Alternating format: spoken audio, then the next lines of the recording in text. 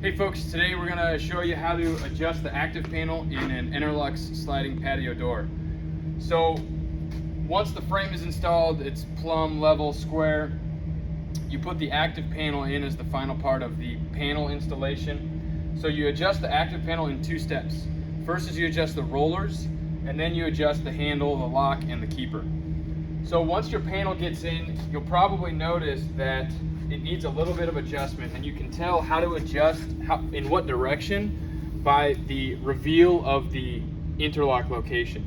So on this panel, the active panel should be flush with the line of the glazing stop on the fixed panel, and you can tell it's off by just running your fingers over it. So right now the active panel is sitting a little bit like this, and we're going to change that by adjusting the rollers. A couple things to note on the rollers is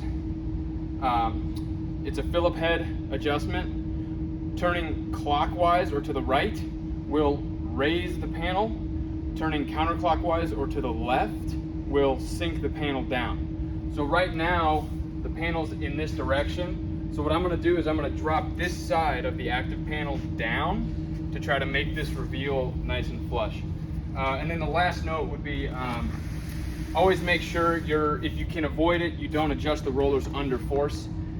And you never use a power tool on the rollers. If you use a power tool, there's a pretty good likelihood you'll bind up the threads on the adjustment screw and you'll ruin the roller and you won't be able to adjust it any farther. So always use a hand tool and then relieve the pressure on it if possible. So I'm going to turn it a little bit counterclockwise and then we'll set it back down and then see where we're at.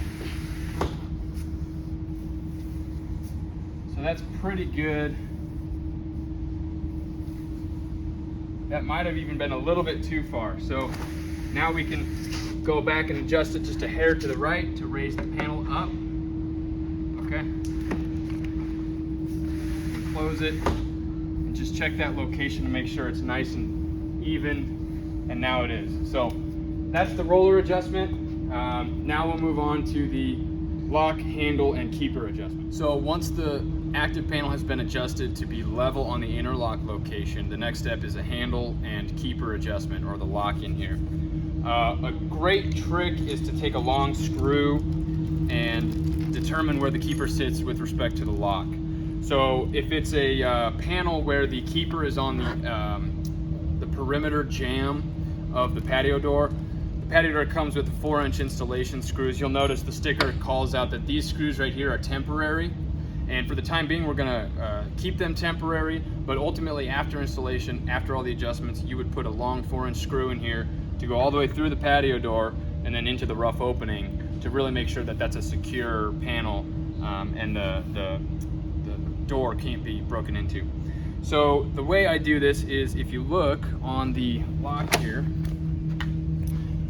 the two keepers come out in these locations. So a great test is to actually put the head of a screw in the keeper slot like that, and then shut the door and find out where it sits on the opposing keeper location. So if you can tell right there, it's at a little bit of a slant. So that means the keeper here is too high. And so what we're gonna do is drop the keeper down to adjust the lock. You could alternatively adjust the rollers in equal amounts to lower the, you would raise the panel in this case, but it's a lot easier to just adjust the keeper. So now the keeper's loose.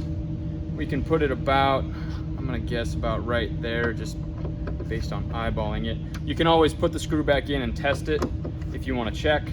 Sometimes a guess and check is the quickest way. Again, you probably, when you're adjusting these screws, always use a hand tool. Excuse me, a power tool can strip the fiberglass, so you just want to be careful about that. So we'll go ahead and try it real quick, see if that worked. Okay, so that's not working. We still need to adjust it a little bit further.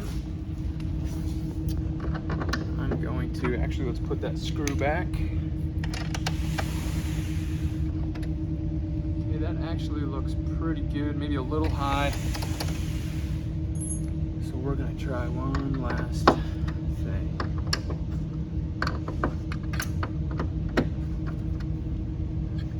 Just a little more. Now the keeper's just about centered in its adjustment range. Let's see if that does it. There it goes. So sometimes you have to play with it a little bit and make sure that it's a tight fit on the keeper, but you should always be able to actuate the lock when it's adjusted properly. Now, one last thing, in this case we were able to adjust only the keeper, but you have actually 3 adjustment tools. You have the keeper adjustment, you can raise and lower the panel as long as you do it evenly, and the last adjustment tool that you can use is the actual latches on the lock here. So you can see in here, this is the lock, there's one latch and there's the other latch. If you press this button in right here, you can actually bring the latches out. They have a slot on their face right there that you can adjust with a flathead screwdriver. So if you loosen the adjustment, it's gonna bring that latch outward towards you, towards the screwdriver. And at times, it's necessary to have that little extra bit of reach to get back into the keeper to make sure it locks really well. So your 3 adjustment tools are the rollers, the keeper, and the lock.